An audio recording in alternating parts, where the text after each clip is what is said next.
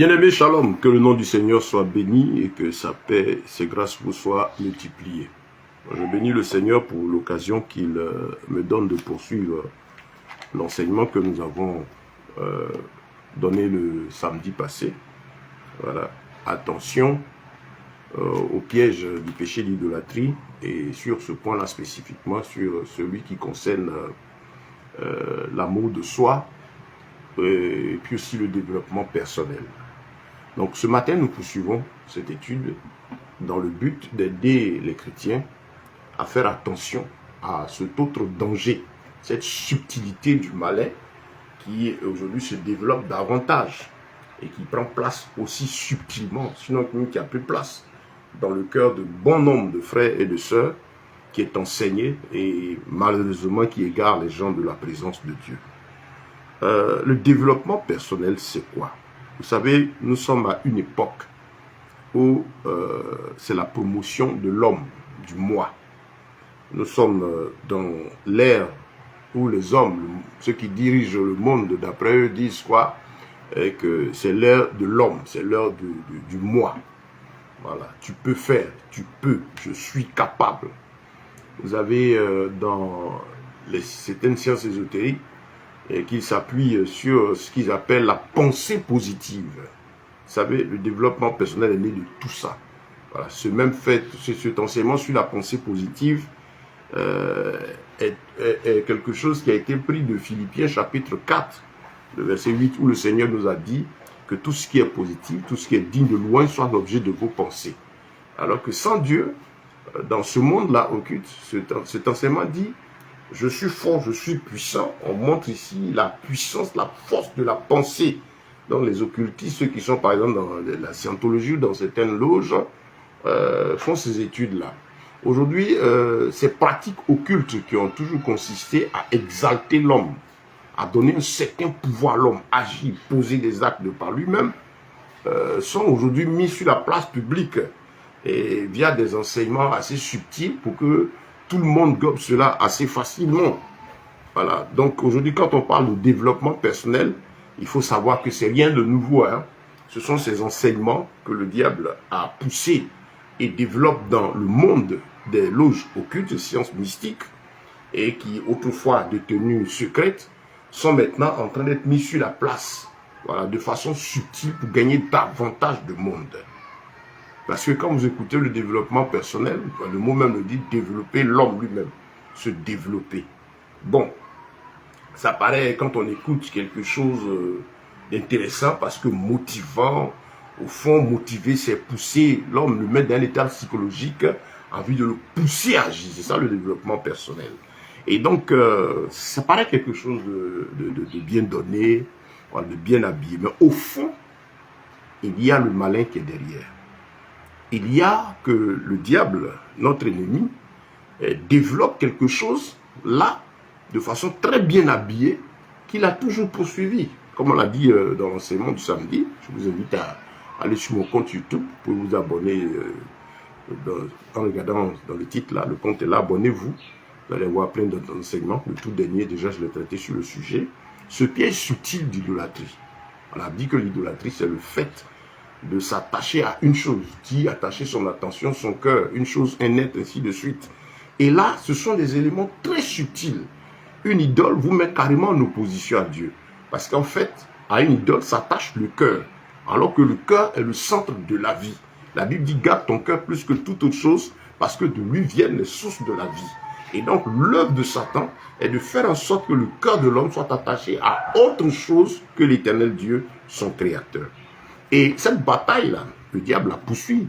Ce qu'il a commencé en se rébellant au Créateur qui a fait qu'il a été rejeté du ciel, il a poursuivi avec Adam et Ève en les amenant à désobéir à la parole de Dieu. Adam et Ève étaient tranquilles, ils avaient leur relation personnelle avec le Seigneur, leur cœur était attaché et leur âme à leur source d'origine, le Créateur. Ça faisait qu'ils vivaient tranquillement sans la conscience du mal. Mais qu'est-ce qui va se passer lorsque ils vont donc dévier? Satan leur faisait croire que s'ils mangent du fruit défendu, ils vont connaître, ils seront grands, ils seront sages, ils seront plus puissants. ils connaîtront, leurs yeux vont s'ouvrir. C'était tellement beau à entendre que Ève a été tentée et a mangé le fruit, il a proposé à Adam. Et puis bon, la suite c'est quoi? Au lieu de devenir comme des dieux, comme il leur a proposé, ils se sont venus. Ils ont perdu cette relation intime, cet amour, cette joie qu'ils avaient avec le Créateur. Ouais, la séduction du diable, il propose quelque chose que l'homme pense tout de suite quand il est en train d'appâter un individu. Ce qu'il propose semble être bon, semble être ce qui envoie la vie et la joie. Mais lorsque l'individu pêche, il y a les conséquences. Vous voyez un peu, vous pouvez comprendre cela. Regardez un peu chaque fois que les gens, quelqu'un va poser un acte sous la séduction du malin. Au début, il pense que c'est beau, c'est intéressant, mais à la fin, c'est la mort. La Bible dit telle voie paraît droite à l'homme, mais son issue, c'est la voie de la mort. Et donc, ce qu'il est important de comprendre, c'est que notre adversaire, le diable, est en train de faire un travail de fond. C'est-à-dire ce péché de l'orgueil, là, opposer l'homme à la parole de Dieu, opposer l'homme au Créateur, éloigner le cœur de l'homme de l'Éternel, faire attention à faire en sorte que le cœur soit attaché aux choses matérielles et aux hommes. Le diable le fait avec vraiment beaucoup de subtilité aujourd'hui, de plus de subtilité. Parce que c'est le péché qui fâche Dieu. Et ce qui a fait qu'il a été rejeté du ciel. Là, il s'est voulu l'égal de Dieu. Il s'est voulu l'égal de Dieu. Et la Bible dit malheur à l'homme qui se confie en l'homme. L'homme même qui se confie en lui-même ou à un autre. Malheur à lui. Et il a dit que Dieu résiste aux orgueilleux, mais il fait grâce aux humbles. Il résiste à l'orgueilleux. Vous voyez, celui qui applique l'orgueil, il dit Satan, il te pousse au péché. Lui, son cas est déjà réglé. Mais si toi, tu suis ce qu'il dit, et que ton cœur va s'attacher à toi-même, aux choses de la chair, tu auras l'Éternel Dieu en opposition. Il résiste aux orgueilleux. C'est l'un des passages même qui fait peur.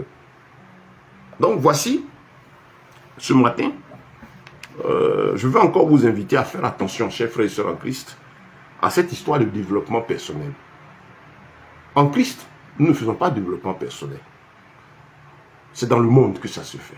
L'exaltation du moi. Pousser l'homme à agir, le mettre dans un état psychologique, le pousser à faire, à le motiver.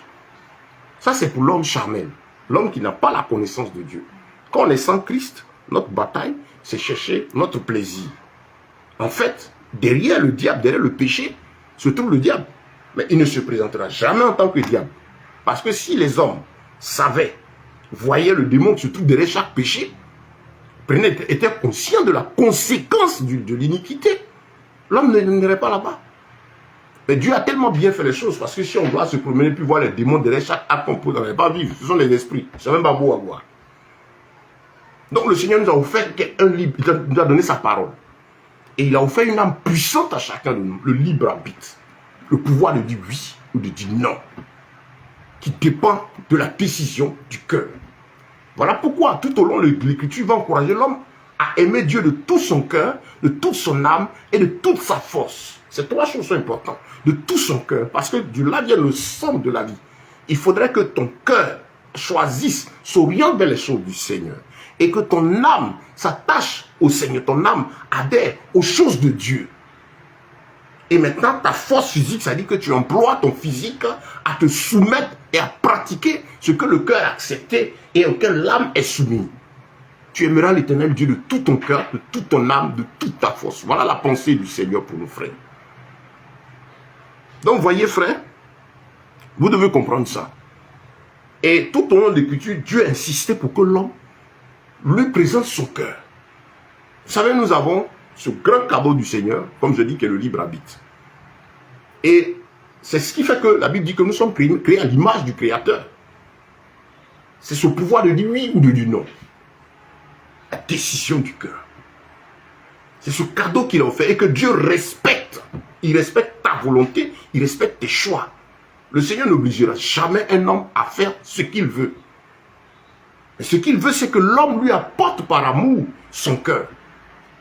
Parce que l'homme, étant dans ce corps-là, est confronté au monde spirituel.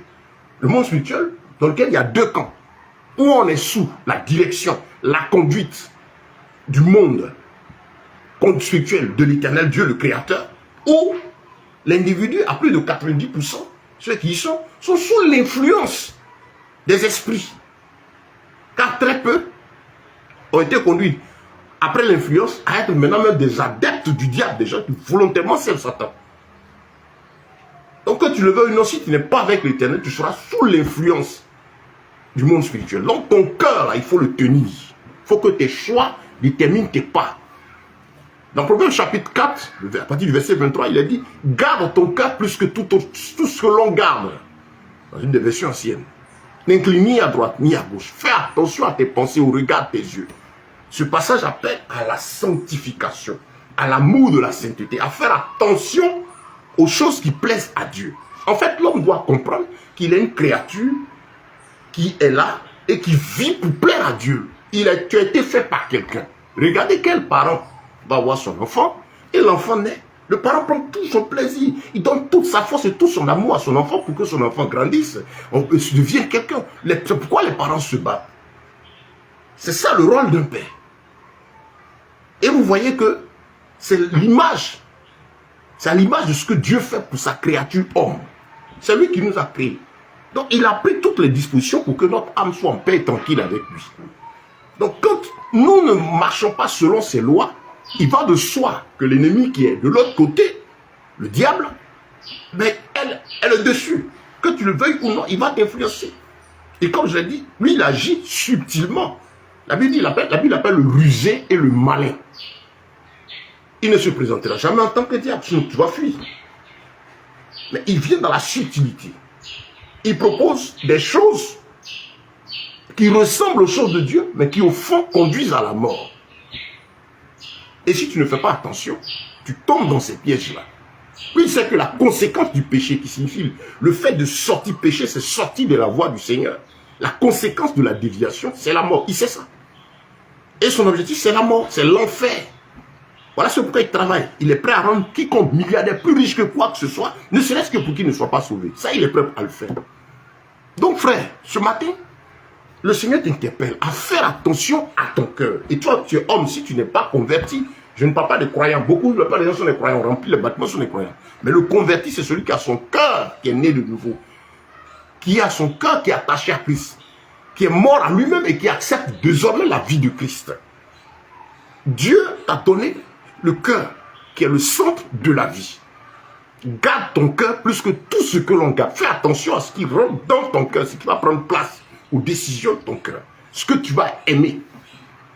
Parce que de là, tous tes pas seront conduits.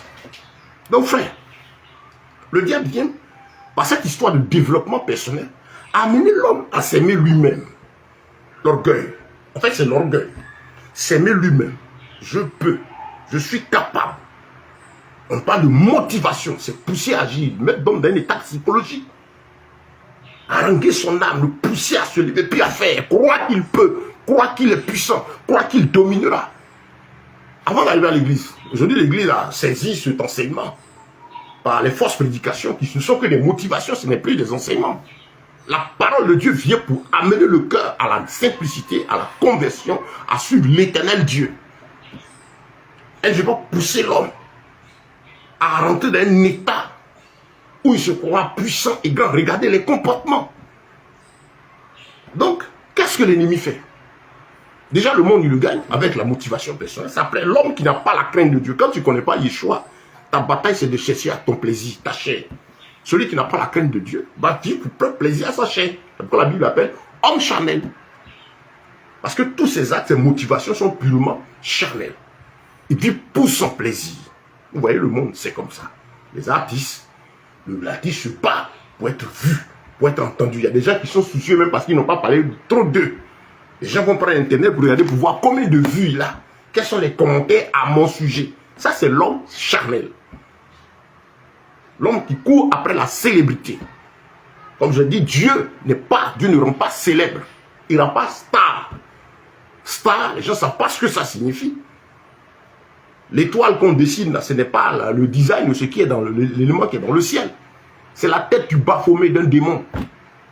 C'est lui qui est dessiné par le symbole de Dieu. Donc on dit star, c'est quelqu'un qui a la vie dédiée à Lucifer. Vous savez aujourd'hui que tout ce que vous appelez célébrité ont une vie sombre derrière pour la plupart.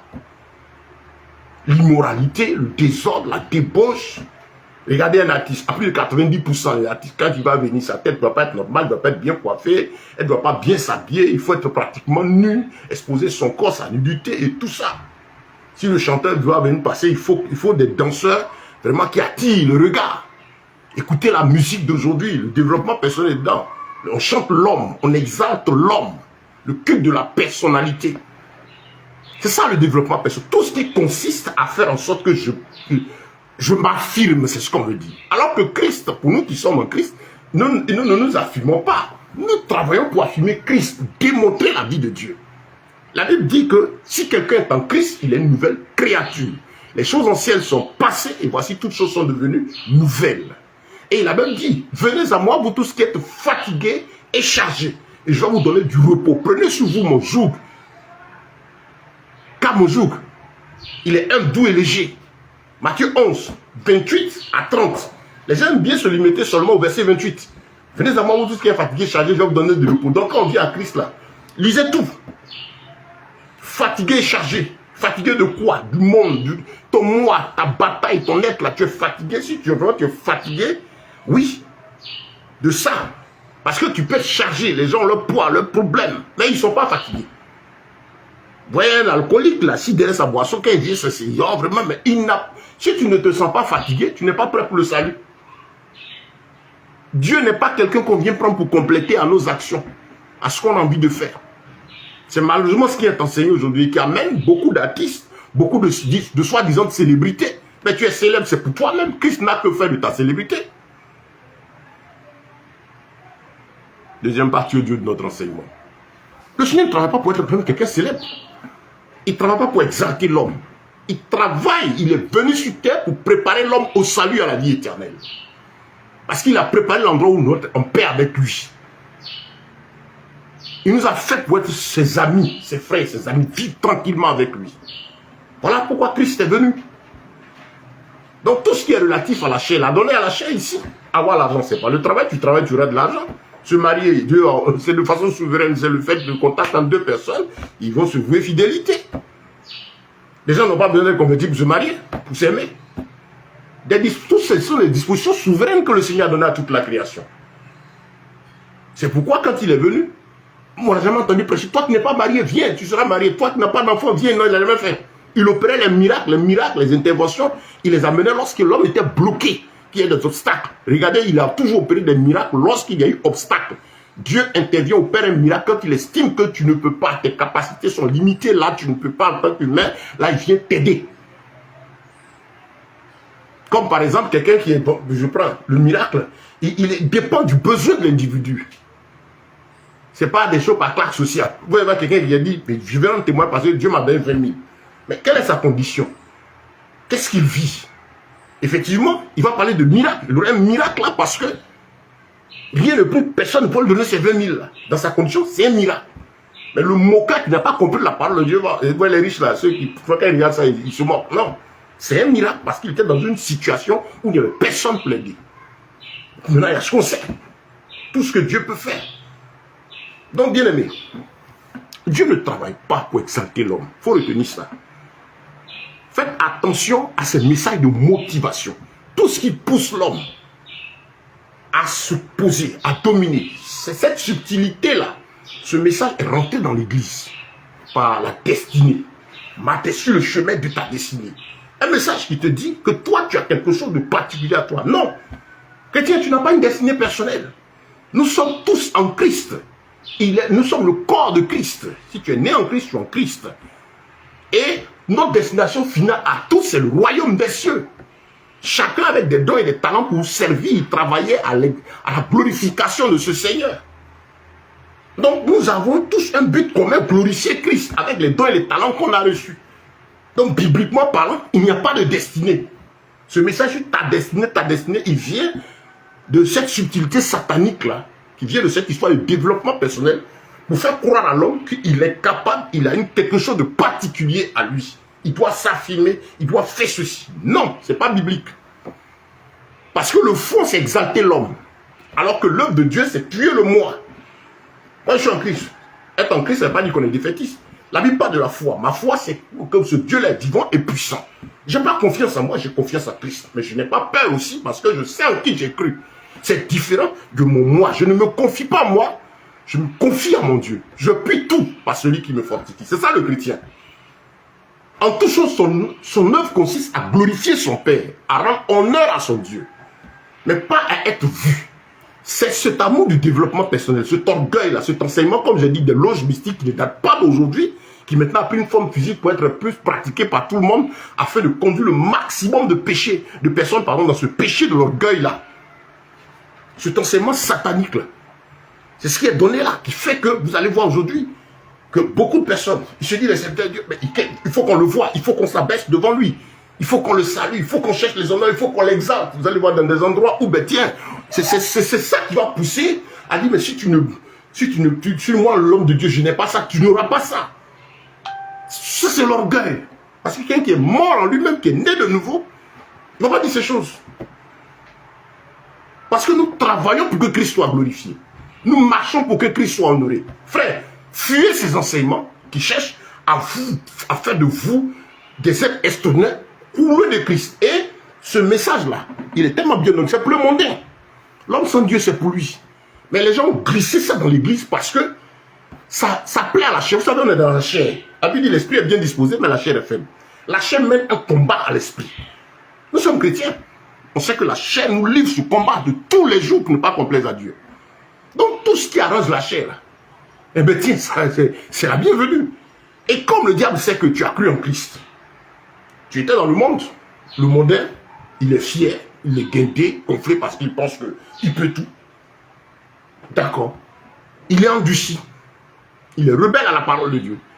Mais Dieu, dans sa bonté, l'aime. Si tu es dans cette disposition, tu es péché, quelles que soient tes analyses, tes pensées contre le Seigneur, Yeshua t'aime. La Bible dit, il n'est pas venu pour juger le monde. L'œuvre pour laquelle il est descendu sur terre, c'est pour sauver.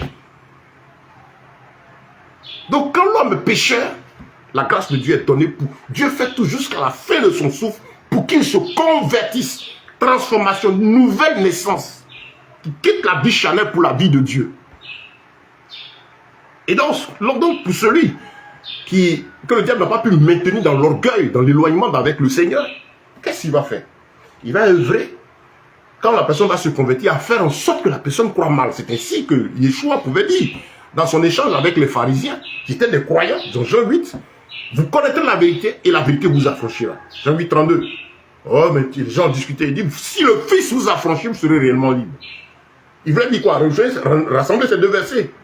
La vérité vous affranchira, le Fils vous affranchira. Donc si vous avez reçu le Fils en vérité, conformément à la parole, alors vous serez réellement libre. Si ce n'est pas le cas, vous allez rester que de simples croyants avec de multiples problèmes. Ayant mal entendu, mal cru. La Bible dit, les vrais adorateurs adoreront le Père en esprit et en vérité. Le Seigneur a bien fait de joindre ces deux versets. Tu es chrétien, tu es quel genre de croyant? Est-ce que tu adores Dieu en esprit et en vérité? Vous voyez aujourd'hui les gens se l'enseignement sur le surnaturel, le puissant. Ça sert à exalter des hommes, le prophétique. Vous voyez des gens qui se lèvent, qui ont carrément remplacé Christ.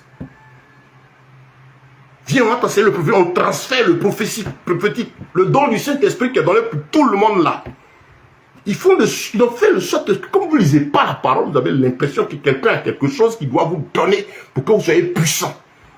Et vous restez attaché à lui. Ça, c'est dans les loges occultes que ça se passe comme ça. Là où il y a développement personnel, là où cet enseignement est quitté, là, où il faut un mentor et un sujet. Il faut évoluer par grade et dominer ainsi de suite. C'est là-bas qu'il y a ces enseignements. Et comme certains sont formés pour tuer le christianisme, ils ont réussi à embobiner malheureusement beaucoup de frères et de serviteurs de Dieu, de chrétiens dans cette histoire. Au point où aujourd'hui, chacun cherche à affirmer sa personnalité. Vous allez dans un temple, vous allez trouver la chaise du roi, il est assis là-bas, il est en haut. Et il accompagne d'un cantique, le roi fait son entrée, il descend, il s'assoit, il est dans sa chaise, il est en haut, avec sa femme. Vous allez voir des gens qui sont supérieurs, la foule est en bas. Quand ils parlent, les gens s'inclinent.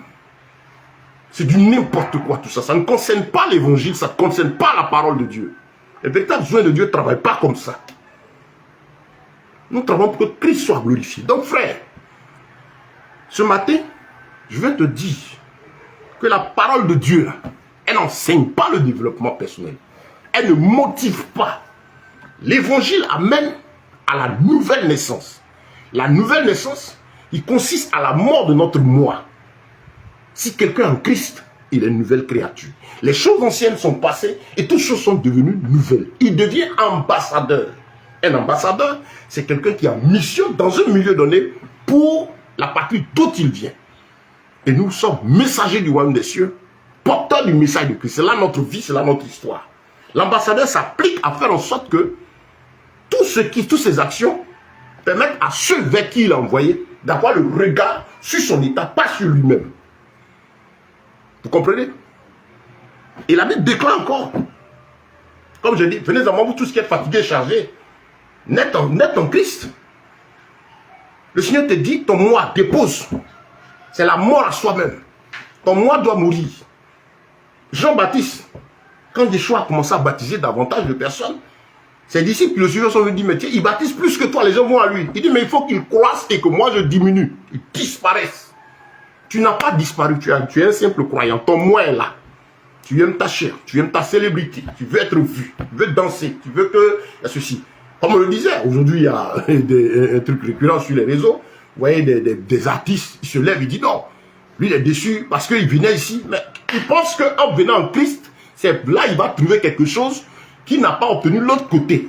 Vous allez voir que la plupart de ces soi-disant artistes-là, qui viennent en Christ là, ils ne sont pas nés de nouveau, sont des simples croyants. Malheureusement, ce n'est pas aussi leur faute. Le message qui est prêché, leur dit viens et Yeshua va t'élever. On leur dit même que ce qu'ils font là, c'est un talent donné par Dieu pour leur permettre d'être épanouis. On les appelle même par la nouvelle naissance. Venir danser nus, se pavaner, puis la perversion, avoir les cheveux tressés, des traits de n'importe quoi. Toutes ces abominations, on leur dit non, reste dedans et que ce serait un talent que Dieu t'aurait donné pour te sauver. En fait, ils ne vous aiment pas ceux qui vous prêchent ce genre de message. Parce qu'en fait, en vous attirant à eux, vous artistes là, quand ils vous attirent, eux, ce n'est pas parce qu'ils veulent que vous soyez sauvés. Ils cherchent à remplir le bâtiment. C'est des motivateurs, c'est des gens qui ont bâti, qui ont un système, qui ont une vision d'avoir 10 000, 20 000 personnes et ce qui équivaut à avoir beaucoup d'argent. Donc, tous ceux qui contribuent à faire en sorte que ce monde-là tienne, ils sont prêts à le faire. Donc, c'est ainsi qu'ils vont trouver des artistes, ils vont trouver des célébrités, ils vont trouver des politiciens. Ils ne vont pas leur donner le message du salut et de la vie éternelle. Yeshua n'a que faire de votre titre. Il n'a que faire de ce que vous êtes. C'est votre âme qui l'intéresse, le salut de votre âme. Ce qui fait que l'évangile vient à vous, c'est vous dire que, attention, il y a l'éternité qui vient. Où passeras-tu ton éternité? Voilà le message de l'évangile. Si le message-ci était donné aux politiciens, aux artistes, partout, les gens auraient la crainte de Dieu. Parce que ce n'est pas le niveau financier, la puissance financière qui définit de ce que Dieu approuve quelqu'un. Non. Non. C'est la nouvelle naissance. À lui appartient le ciel et la terre. Toutes les richesses sont à lui. C'est lui qui a donné à la nature durant la quiconque travaille. Il dit qu'on mangera notre pain. C'est-à-dire le pain, ce qui donne la paix, là, c'est pas l'entrepreneuriat et non le travail servile qui est l'emploi. Il faut faire comprendre à celui qui est employé que tiens, ça, tu n'auras pas la paix. C'est un système conçu pour que tu sois toujours dépendant. Mais si tu veux la liberté, passe par l'emploi, par l'activité libérale. C'est le premier travail. L'emploi est venu après. La parole de Dieu est très claire dessus. C'est le meilleur livre. Le livre le plus grand, c'est enseignant d'économie.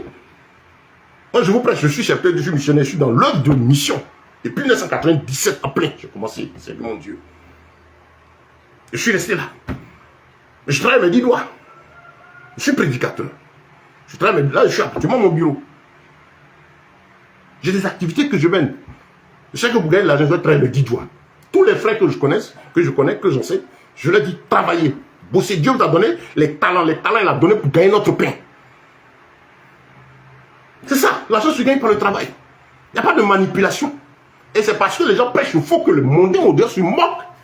Parce que quelqu'un qui bosse, qui travaille, qui va au boulot, il regarde, il sait que c'est pas là ça passe. On vient, il voit que des gens viennent faire rêver, il y a miracle money, il y a prière qui fait descendre l'argent. Tu es perdu, hein. Vous êtes sous le coup de la séduction. Des personnes qui sont en train de se développer eux-mêmes. Ils réfléchissent pour voir que dire, que faire pour garder la foule. Ça, c'est le développement personnel. Façon christianisée. La stratégie consiste aujourd'hui à christianiser, c'est-à-dire donner un nez de christianisme à tout ce qui est péché, qui attire le monde. Les temps sont devenus difficiles, ils deviendront davantage difficiles. La moralité est difficile. C'est pourquoi le Seigneur a dit, le royaume des cieux est forcé, et ce sont les violents qui s'en emparent. Combien acceptent la violence? Combien acceptent de passer par le chemin droit? Alors que la nature nous enseigne Demandez comment, ce que vous cherchez dans la facilité, c'est demander à un enfant de 5 ans, et vous le mettez en terminale, et dites-lui d'avoir le bac. Vous le tuez. Dieu nous a donné un chemin. Dans le psaume 19, le verset 2, il dit, la nature enseigne l'œuvre des mains de Dieu. Nous-mêmes, dans les actions que nous posons, nous démontrons que la parole de Dieu est vraie, frère. Donc, je veux te dire ce matin, frère, tout ce qui consiste à exalter le moi, tu seras, tu seras, tu seras. Écoutez les cantiques au niveau de l'église, il faut fuir ces choses. Vous voyez les jeunes, j'ai vu, il y a 2 qui sont en train de chanter actuellement là. Je suis ouvert en train d'haranguer, j'avais dit, il avait dit, j'étais temps, on dit c'est des paroles fortes. Nous sommes arrivés à une époque où c'est des paroles de proclamation, ça c'est la motivation personnelle. Yeshua, ce n'est pas les paroles fortes. Yeshua, ce n'est pas la parole puissante. Il dit, mes paroles sont esprit et vie, c'est sa personne. La parole est lui-même, il est en nous, il a nous transforme et nous vivons, nous sommes heureux. Ce n'est pas des efforts humains, ce n'est pas des proclamations, des déclarations qui vont changer quelque chose. C'est Yeshua qui travaille à travers nous, aussi simplement, à travers un cœur simple, un cœur converti, un cœur né de nouveau. Prenez toute la Bible du début jusqu'à la fin. Vous allez voir que l'enseignement est donné pour mettre l'homme responsable de ses actes. Dans les pas un passage, non, c'est Satan qui va travailler pour pécher, c'est lui, c'est ton père qui veut te tuer, c'est ta mère qui veut... Dieu met l'homme devant ses responsabilités. Pour dire, quand vous regardez depuis l'ancien jusqu'au nouveau, tout part de ta décision, tout part de la disposition de ton cœur, tout part de là où tu as placé ton cœur.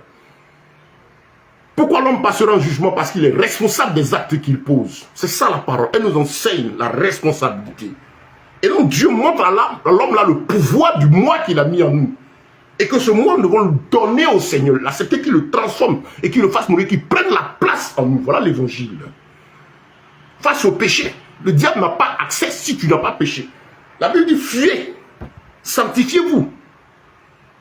Fuyez le mal, résistez au diable, il fuira loin de vous. Dans le livre de Jacques, le chapitre 4, il en parle. Résistez-lui. Résistez-lui. Fuyez-le. Comme Joseph a fui la femme de Potiphar. Vous êtes assis dans le péché. Vous êtes assis dans l'iniquité. Et qu'est-ce que vous cherchez? Quel Jésus? Quel Yeshua? Tu n'as pas fini de t'exhiber. Il ne s'agit pas du Yeshua de la Bible. Le Seigneur n'est pas quelqu'un qui vient en plus. Hein. Il y a une expression, Dieu est dans ma vie. Le Seigneur ne vient pas pour être dans la vie des gens. Il vient pour être notre vie. L'apôtre Paul a dit, Christ est ma vie. Si Yeshua est dans ta vie, tu as ta vie et puis il est dedans. Comme ça en des cantiques, il y a Dieu dedans. C'est que tu t'es trompé. Sa grâce et sa bonté. Il dit, il fait pleuvoir sur les bons et les méchants. Le fait de bénéficier d'une faveur par-ci et par-là, ça ne veut pas dire que tu es sauvé. Mais tu es content parce que toi, ce que tu recherches, c'est l'aspect matériel. Mais est-ce que ton âme est en paix? Est-ce que ton cœur est en paix? Quand tu te couches et que tu regardes la Bible, est-ce que tu es en paix? D'ailleurs, tu ne veux pas lire. On ne t'encourage même pas à lire. Ceux qui prêchent ça, ce développement personnel ne vous encourage pas à lire parce que si jamais tu lis, tu vas naître de nouveau. Tu ne seras plus utilisable. Tu ne seras plus manipulable. Voilà pourquoi les gens se battent à faire en sorte que vous ne vous attachez pas aux Écritures. Troisième partie de notre enseignement. Bien aimé, je m'adresse aux chrétiens, faites attention. Et en général à tous les croyants, vous avez cru en Christ, c'est bien. Il est le chemin, la vérité et la vie. Son amour a fait que tu as reçu sa parole. Mais sache que il est venu pour que tu aies la vie éternelle.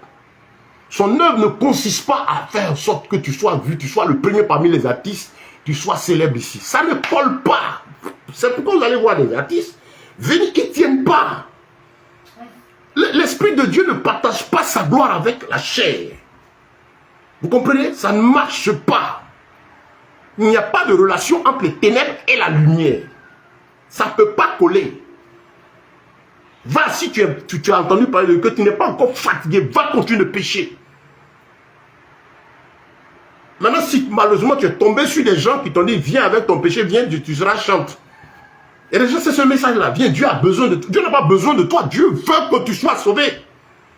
Son besoin, c'est que ton âme soit sauvée. Tu passes l'éternité auprès de lui. Je vais devenir chante de l'Éternel. Aujourd'hui, il y a fait des chants à mon Seigneur parce que c'est. Ils sont devenus maintenant comme des... C'est même orgueil là. C'est dans le développement personnel, il y a les pères, les doyens, les généraux de la foi. Tout ça, c'est carrément des hérésies qui n'ont rien à voir avec l'écriture. Frère, la Bible dit, vous connaîtrez la vérité et la vérité vous affranchira. Il dit, sa parole est esprit et vie. Je bénis le Seigneur. Les vrais adorateurs Adorons le Père en esprit et en vérité. Ça veut dire quoi? Regardez le Seigneur dans Jean chapitre 4, quand il parlait, il était très merveilleux. S'il avait dit les vrais adorateurs adorons le Père en esprit, ça allait excuser tout le désordre. Mais vous avez tellement de démonstrations dites spirituelles. Aujourd'hui, on a le surnaturel, on a la mystique chrétienne, on a la croix christologique, ainsi de suite. Vous avez toutes ces définitions-là. Mes frères, ça n'a rien à voir avec notre Seigneur. Rien. Yeshua, il est là pour nous donner la paix, la tranquillité, la vie et la liberté. Je vous invite ce matin à vous attacher fortement et fermement à notre Seigneur. Nous poursuivrons sur cet élan. L'encouragement, c'est de rester attaché au Seigneur.